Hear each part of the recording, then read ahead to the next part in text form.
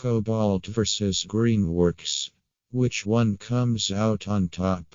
Everything is clear after this video. Hello, I am John from the WinoTreviews.com team.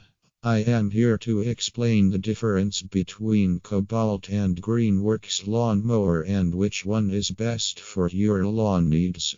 So let's start. A lawnmower is a pretty simple piece of equipment. It allows you to cut the grass, mow the lawn easily thanks to wheels. Designs and types can be different, but all lawnmowers run on a selected source of power, which rotates the blade that eventually cuts the grass.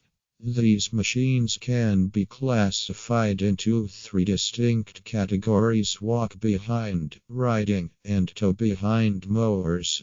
You can check for popular options like Cobalt lawnmower and so on, and it really depends on a few basic considerations, an example being the lawn size. So the first one is Cobalt 80-volt electric lawnmower. This is a 40V mower from Cobalt that offers considerable runtime and power, which allows the user to mow as much as one Cobalt 40-volt brushless lithium-ion 20-in cordless electric lawnmower. 3-in-1 feature offers mulching, rear bagging, or side discharge capabilities.